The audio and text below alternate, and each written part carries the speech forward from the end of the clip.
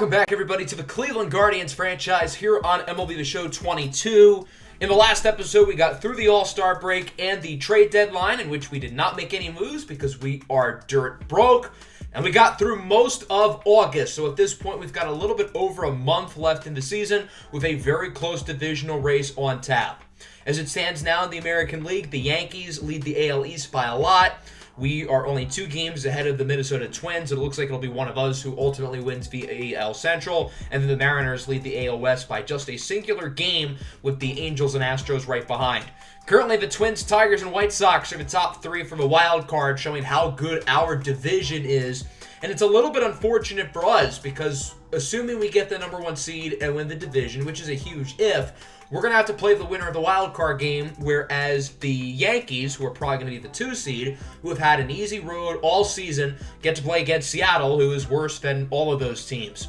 As for the National League, the Braves lead the East comfortably, the Cubs are a game and a half ahead of the Brewers, and the Dodgers lead the Padres by 8 in the West, with the Brewers as the number 1 wild card and the Padres and Marlins tied for the 2nd.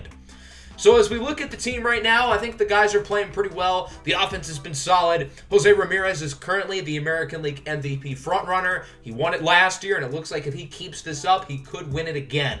I think the offense has slowed down a little bit since the All-Star break, but on the flip side, the pitching has actually been a lot better.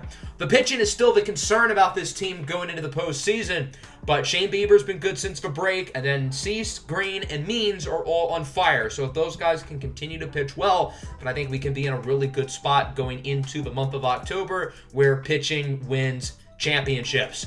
So obviously we are in a close division race with the Minnesota Twins, and we have our final regular season series against them right here. It's a 3-game set at home. I think I'm going to hop into this first game. I want to face off against Randy Dobnak, who was an all-star this year. Get a look at Hunter Green, see if he can pitch another pretty good outing. So it should be a fun matchup here. Game 1 of a 3-game set at home against the surging Minnesota Twins, who are only 2 games behind our Cleveland Guardians, currently in the American League Central. So whichever team wins this series is really going to have the momentum for the final month of the year within this divisional chase. So we'll see if it can happen. Let's take another quick look at the American League Central standings. It's a 2-game difference between Cleveland and Minnesota. The Tigers are currently in 3rd, with Chicago playing very poorly since the All-Star break. They're currently 10.5 back. I don't see a world where Detroit or Chicago, and certainly not Kansas City, get back into the race. I really think it'll be one of Cleveland or Minnesota, and chances are the loser will be the number 1 wild card. Here's a look at both lineups, 1 to 9, regular group for Cleveland. And let's get a look at Hunter Green, who has been disappointing this year, but he is pitching pretty well over his last few starts, so hopefully he can have another good performance here today against the Twins. Brandon Marsh leads it off for the Twins. He hits this one well into center. I don't think Sanchez is going to get to it in time. And the Twins start this game off with an early base runner as they look to strike here first with a single for Marsh. That'll bring up Yordan Alvarez. Who's your daddy? 2-run homer for Yordan Alvarez into right center field. And the Twins start this one on the board as they take a 2-0 lead. A mammoth shot by Alvarez, his 29th of the year, going 433 feet. And thus the Twins start this game off with a 2-0 lead. As that'll bring up Ian Happ, the very next batter. He goes down on the curveball. Good job by Hunter Green to rebound after allowing the home run to Yordan Alvarez. Let's now go to the bottom half of the inning as we get a look at Randy Dobnak, who has had a great season this year, 2.4 ERA and 169 nice innings with a sub-1 whip. He made the All-Star team this year and is playing some really good baseball, but he does not start his day off all that well, as George Valera leads off with a single into the opposite field. So the Guardians start this game with a base runner. One away now for Ketel Marte. He goes down on the slider. That pitch right down the middle, but he mistimes the swing. And then Jose Ramirez goes down on the low and outside sinker. Nice pitch by Dobnak to get that one out of the zone. And so the Twins lead 2-0 here through 1. Both of these teams need all the wins against each other they can get. Joey Votto starts the second off strong as he rips it into right. For most batters, that would probably be a double, but because Joey Votto is really, really old, it is only a single. Joey Votto is preparing for his Boca Raton retirement home next month. That's how old he is. As Jeremiah Jackson strikes out to end the inning. No damage done, and we go into the bottom of the second. One away here for the first baseman, Josh Bell, who is starting to regress a little bit. His power has gone down. His contact is around the same as where it's been, as he does get a single into right field. That'll bring up Jesus Sanchez next up. He's been playing solid since the All-Star break as he draws a walk on the changeup. 2 on, 1 away here for Zane Rowley, who has been pretty bad since the break, but he does hit this one nicely into left center field. That'll go for extras. 1 run scores. Sanchez looking to join. The throw from Jackson. It's going to be close, and they got him! So the Twins throw out Jesus Sanchez. Zane Rowley does drive in 1 with an RBI double, making it 2-1. Luis Campusano hits this one up the middle. What a play by Jackson again, and he got him! Jeremiah Jackson records 2 incredible outs in this inning. If not for his defensive expertise, the Guardians have probably 3 runs on the scoreboard right now. Great defense by Jeremiah Jackson at short. Minnesota holds on to their 2-1 lead as we go into the third. Brandon Marsh up for the Twins. He starts with a strikeout on the high fastball. Hunter Green's been pitching quite well since allowing the early home run to Yordan Alvarez. Austin Martin grounds it to third. Ramirez's throw is a little bit high. Josh Bell's got to jump up there to get it, and he does. Good play at first from Bell. Into the bottom of the third, George Valera leads it off, and it looks like he's going to get his second base hit of the day as this one goes into the left center gap. Likely 4 extra bases as he heads over to second for a double. George Valera is currently 3rd in the American League in WAR. He is really playing well this year. It's been good to see him producing consistently for the first time since his rookie year, back in the second season of the series. With 1 away, Ketel Marte will ground out to second, but that will score the runner, Valera, and thus this game is tied up at 2. Good work from the offense. That'll bring up American League MVP frontrunner Jose Ramirez up to the plate next. Count is 2-1. Ramirez skies this one high and deep into left center field. Back at the track of the wall, it is caught.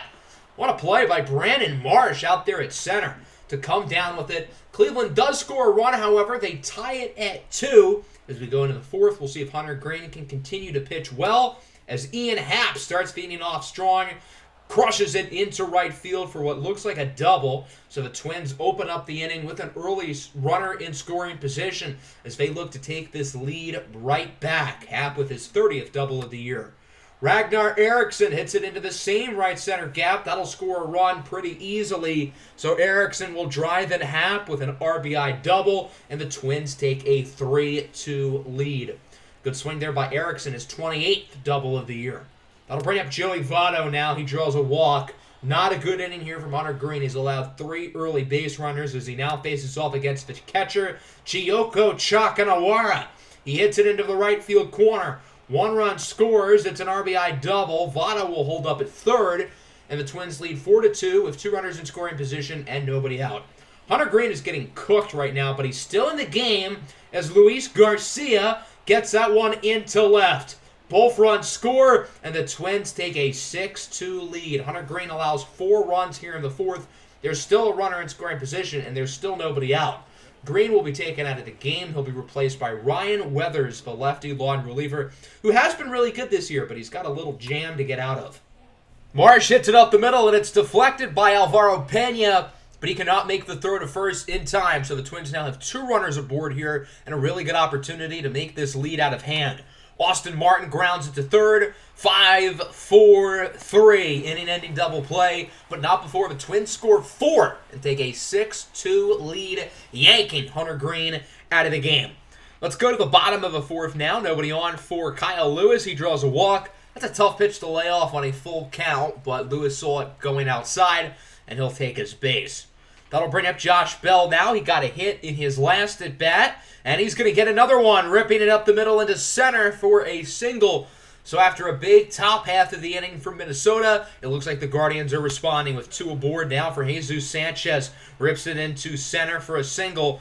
1 run looking to score as Kyle Lewis is safe. It's an RBI single for Jesus Sanchez, and it's now 6-3 with runners on the corners and nobody out.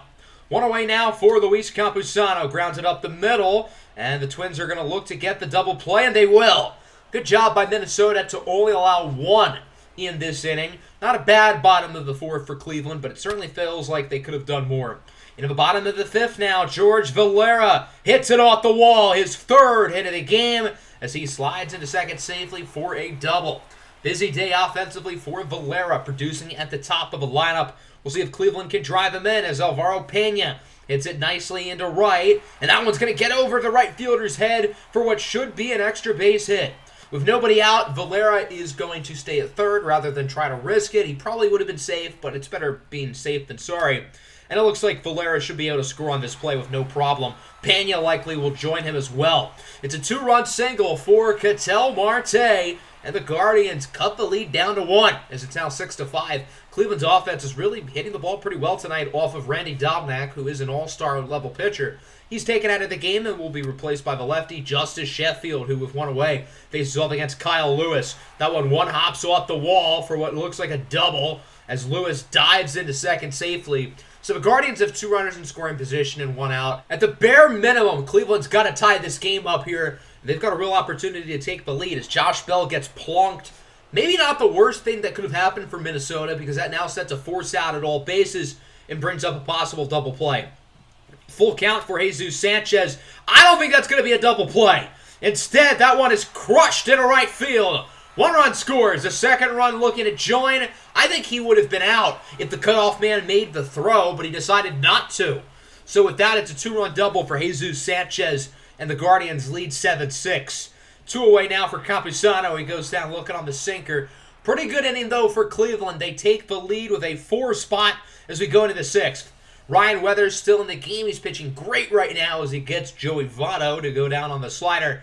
And a couple batters later, it's Luis Garcia who goes down looking on the 4-seamer. 3 scoreless for Ryan Weathers. Talk about producing out of the bullpen as we go into the bottom of the 6th.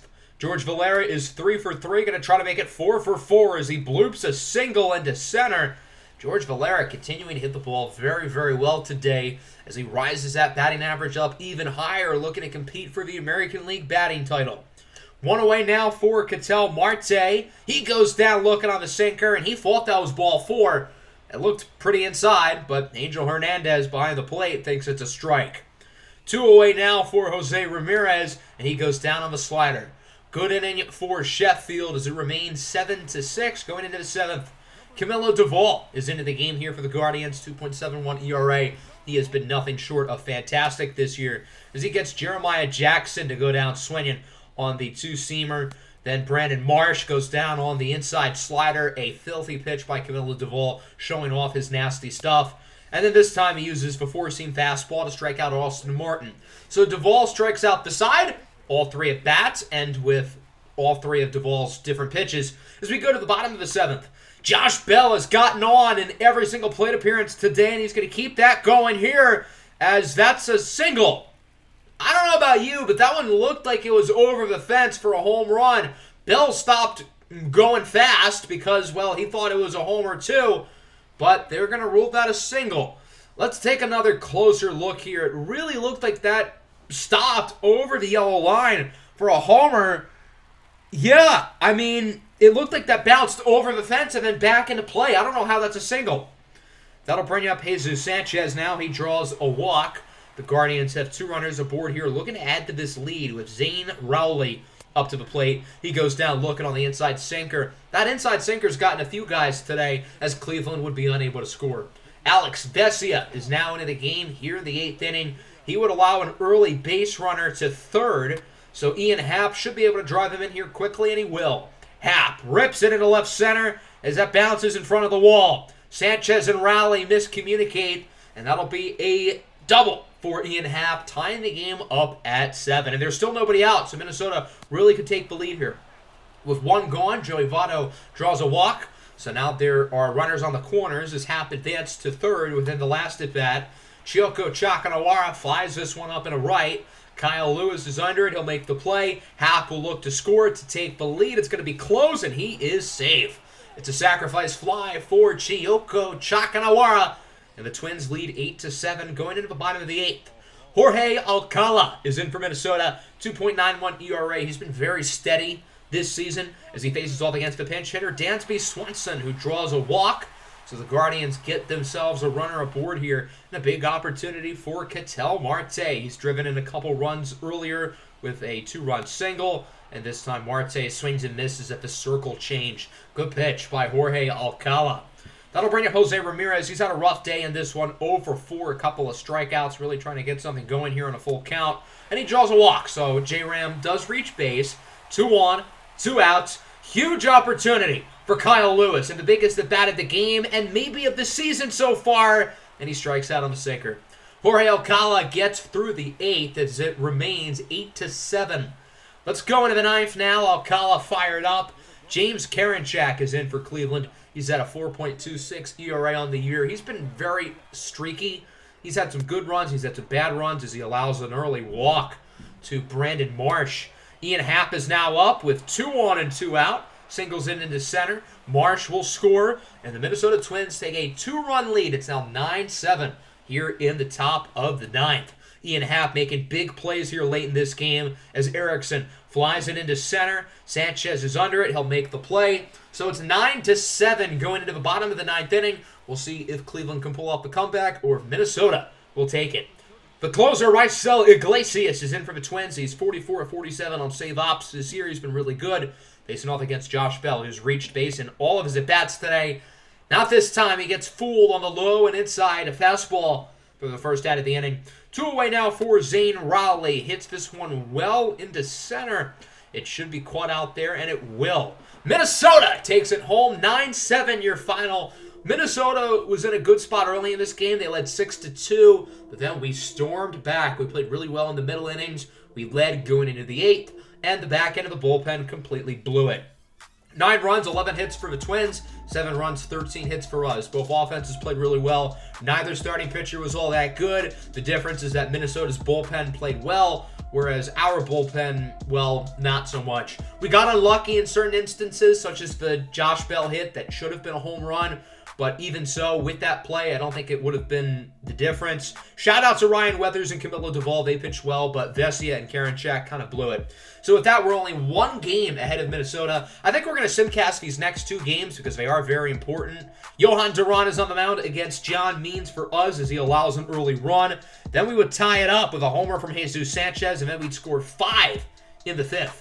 So we're looking good here as we have a comfortable lead against the Twins. Looking to keep it going here. Just a couple more innings to go. We're going to have Duvall roll through the 8th. And then in the 9th, it'll be Taj Bradley who's able to finish it off. So we win 6-1. Jesus Sanchez, the star of the show, going 3 for 4 as he hits a home run, driving in 4 of our 6 runs today. The pitching was a lot better than it was in the first game. John Means pitched really well. The bullpen did great as well. So let's see who wins Game 3. Which team will be able to win the series? Ricky Watkins on the mound against his former minor league teammate, Edward Cabrera. Watkins would start off slow. Honestly, both pitchers would start off kind of slow. Watkins would allow 4 runs in 4 innings. He'll be taken out for Rambo Rodriguez as we get 3 in the 5th. They would answer back. They take a 5-4 lead here with just a couple innings to go. We score 3 in the 7th.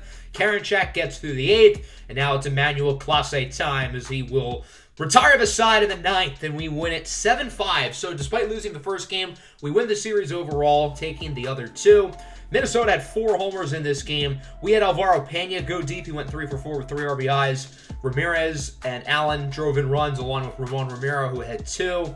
Ricky Watkins was not great, but the bullpen was. So the bullpen lost us the game in Game 1, but they won us these last 2. So with that, we are 81-54, and we are now 3 games ahead of the Twins. We're going to simulate these next 2 series against the White Sox and the Rangers. I wanted to get a look at Seattle because maybe there's a small chance we face off against them in the playoffs.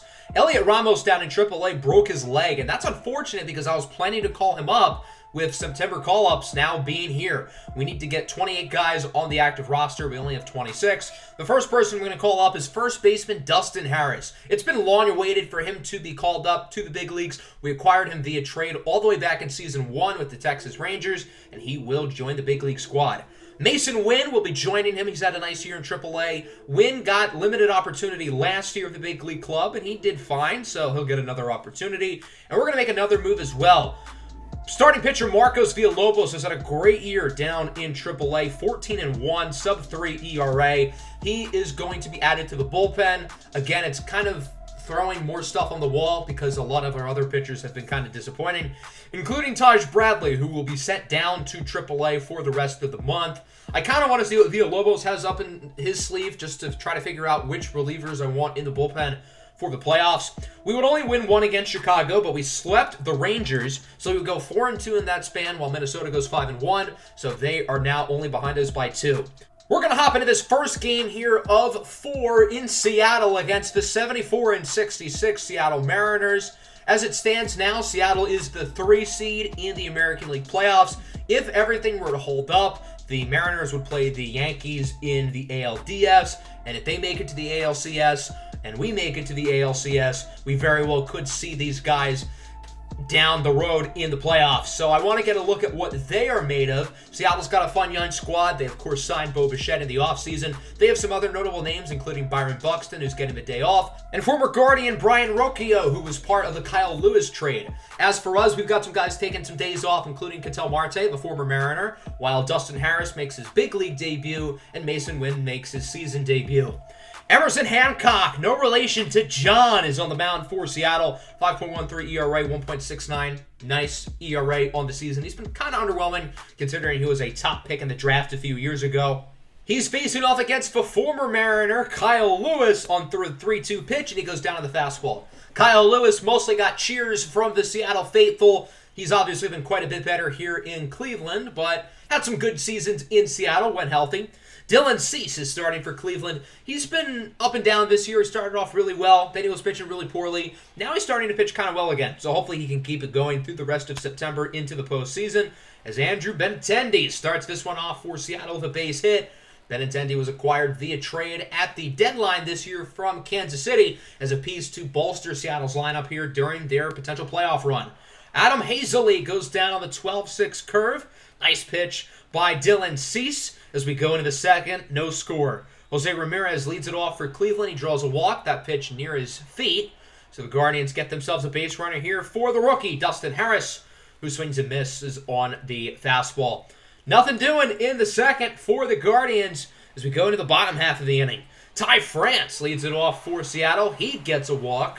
So the Mariners get an early lead-off runner, as that will bring up Julio Rodriguez as he goes down on the slider for the first out of the inning. Goes pitch by Cease. Let's go into the third inning now. Same score. Mason Wynn getting his first at-bat of the year, and he strikes out on the fastball. Nice pitch by Hancock up and away. Jesus Sanchez then crushes this one into right field, and that baby is out of here. A solo shot for Jesus Sanchez, his 25th of the year, and the Cleveland Guardians are on the board as they lead 1-0, that one going 423 feet. In the last week, Jesus Sanchez has gotten his average up in the high 220s all the way to like 250. So he's really been playing well as of recent. Let's go to the fourth inning now. Alvaro Pena hits that one off the wall to lead the inning off as he looks to get to second, and he is out of there. Nice throw by the Mariners out in right field. That's Julio Rodriguez showing off the arm. Runner on first, 2 away now for Josh Bell. He thought that pitch was going to be hanging down, but instead it's a high fastball. And, well, he got fooled by Emerson Hancock. Dylan Cease has 3 scoreless, looking to get another good inning off as Bo Bichette gets an infield single. Pena does a good job of deflecting it, but he's unable to pick it up in time, so the Mariners get themselves an infield hit. That'll bring up Jared Kelenic as Bichette steals second. Kelenic has completely broken onto the scene for Seattle. He's been one of the best hitters in the American League this year. 2 away now for Julio Rodriguez. This one is high and deep and out of here. A 2-run homer for Julio Rodriguez, and the Seattle Mariners take a 2-1 lead. J-Rod with his 25th home run of the season as the Mariners get on the board. That'll bring up Jonathan India now, the 1-2. He goes down on the high fastball. Nice pitch from Dylan Cease. Good inning, though, for the Mariners with the home run by Rodriguez as we go into the fifth. Dustin Harris in his first big league game hits this one well, deep into left center field. Go ball, go! This one is gone! A solo home run for Dustin Harris in his big league debut. His first major league home run, his first major league hit, and that'll tie the game up at 2. Remember last year, Mason Wynn's first career hit was also a home run, in Chicago against the White Sox. So Dustin Harris does the same, but this time here in Seattle as he hugs his buddy Mason Wynn. The two of them have been AAA together all year long. Speaking of Wynn, he rips it into left for a single. His first base hit of the year. So Harris and Wynn both making plays here in their season debuts. 2 away now for George Valera. He hits it well into center, but it is caught. So the newbies produce, but the veterans don't in this inning. Still not a bad frame with Dustin Harris tying it at 2 as we go to the bottom of the 5th. Yasmani Grandal goes down looking on the four-seam fastball to open up the inning. Good pitch by Cease, trying to get back into a groove after allowing the homer in the previous inning. He'll now face off against Abraham Toro, the 2-2. Got him looking on the 12-6 curve. A filthy pitch right on the edge of the strike zone. Good work by Dylan Cease. Into the 6th inning now. Horigami Yasukamuchi is in for his big league debut. This is a fascinating player. He's 6'9", 180 pounds, and he has got a filthy knuckleball. Look at that pitch, how it just curved into the zone. That's, like, frightening. His first career batter is Alvaro Pena. Again, showing off the knuckleball early, the native of Japan. 3-2 pitch now, and Pena swings way too early on the knuckleball. He saw that pitch coming in slowly, and he wanted to crush it, but he way mistimed it. Kyle Lewis now meets the knuckleball. The way that pitch went inside towards the center, that's just, like, frightening.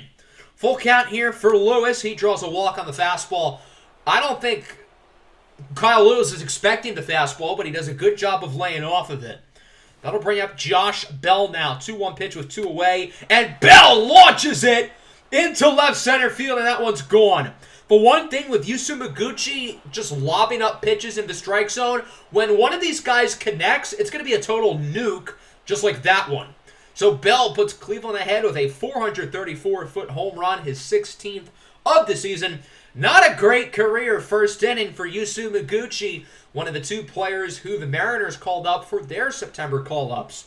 Dustin Harris now up, homered earlier, and he also meets Mr. Knuckleball as he strikes out. Not a bad inning, though. Josh Bell gets the home run. We go into the bottom of the 6th. Dylan Cease still in the game at 107 pitches as Kelenic one-hops it over to short. Mason Wynn makes the play. That'll end Dylan Cease's day. A really good outing from him on the mound. 6 innings, 2 earned runs. Can't really ask for much more. Let's now move into the 7th. We'll see if the Guardians can finish this off with Horigami Yasumaguchi still in the game for Seattle, having a pretty good inning now, facing off against Eliezer Alfonso, who grounds it to short. Bo Bichette makes a nice play. 1, 2, 3 inning. Good frame for the rookie Yasumaguchi as we go into the bottom half of the inning. Camilo Duvall is in for the Guardians, now at a 2.52 ERA, just having an absolutely fantastic season, facing off against Ty France. He goes down on the 2-seamer for the first out of the inning. Good work by Duvall. Julio Rodriguez is now out, and he will single into left. Rodriguez had the big homer in his last at-bat, gets another hit here. Unfortunately for J-Rod, though, the rest of the offense is doing nothing, but at least he's playing well. Jonathan India is now up, lines it to first. Harris makes the play. Should have tried to tag Rodriguez quicker, but still a pretty good defensive play there by the rookie, Dustin Harris. Yasmani Grandal is now up, and he goes down on the 2-seamer. Yeah, that pitch is just nasty. Camilo Duvall, man, he is so good. 4-2 as we go into the 8th. Kyle Lewis, the former Mariner, 0 for 1 with a couple of walks, stationed off against Yusu Maguchi. Lewis is going to hit this one pretty well into center, but it should be caught by Adam Hazley. Another good inning for Yusu Maguchi after allowing the early home run to Josh Bell, who would have back-to-back scoreless innings. Speaking of pitchers making their big league debuts, here is Marcos Villalobos, the 6'2", 220-pound right-hander. Villalobos was drafted in the 2022 draft, hailing from Colombia as he gets his first career strikeout there on Abraham Toro to start off the inning. 1 away now for Andrew Benintendi. Pitch on its way. Benintendi grounds it up the middle. Wynn will deflect it, but that'll be a single. The first career base hit allowed by Villalobos as Wynn's throw is way off, but luckily it's not really going to matter. So the Mariners have a runner on. 2 away now for Bichette. Hits it into center, and it is caught! What a catch by Jesus Sanchez. He lays out, makes an incredible diving catch, likely saving a run from being put on the board. What a play. by Jesus Sanchez, who's had himself a day. He had the homer earlier and now that. Let's go to the ninth now. Devin Smeltzer is in for Seattle. Smeltzer, never heard of her. He's facing off against Jose Ramirez to open things up. Ramirez beats the shift beautifully, getting that one to split between the shortstop and second baseman for a single into center. So the Guardians open up the inning with a hit. That'll bring up Dustin Harris. He struck out twice today, but he also has a homer. 3-2 pitch, and he draws a walk. Good at bat for Harris. Overall, a pretty good debut for the rookie first baseman, who hopefully will be the long-term starter at first base with Josh Bell getting kind of older. Ramon Ramiro coming in off the bench. He's going to ground into an inning-ending 4-6-3 double play. That'll bring us to the bottom of the ninth inning. We'll see if Seattle can come back down 2. There's one problem, though, for the Mariners, and that's that they'll be facing off against Emmanuel Clase, looking for his 40th save of the year. He's only blown 3 and has an ERA at 1.82. He has been nothing short of fantastic as Kelenic goes down on the fastball to start things off. Good opener to the inning for Clase. He'll now face off against Ty France, who I think swung before the pitch was thrown, clocking in at a C-notes of 100. That'll bring up Julio Rodriguez to keep the game alive, and J-Rod gets his third base hit of the game, singling it into center. The tie-in run is at the plate. We'll see if Seattle can clutch it up here as it's Jonathan India. Hits it into center. Jesus Sanchez is under it, and he's going to come down with it. The Guardians take this one in Seattle by the final score of 4-2. The pitching was really good. The offense did enough. So overall, a pretty solid win here today for Cleveland. 4 runs, 6 hits, not a lot. We did have some big homers in this game from Sanchez. Dustin Harris, his first, and then Josh Bell off the rookie Yusuf Iguchi. Dylan Cease pitched really well. The bullpen was fantastic. Seattle's offense, other than Julio Rodriguez, was pretty bad. Rodriguez drove in the only runs. He had half of their hits. Everybody else completely laid an egg. We're going to simulate the rest of the Seattle series. We would only go 1-2. We scored 15 one game and scored 0 the next. Weird. So we're going to get through the final 3 weeks of the regular season in the next episode. We're currently 1.5 games ahead of Minnesota. We've been atop the division all year, and now it's time to close the Twins off once and for all. Hope everybody enjoyed the episode. Make sure to leave a like and subscribe to the channel if you are new. Peace out.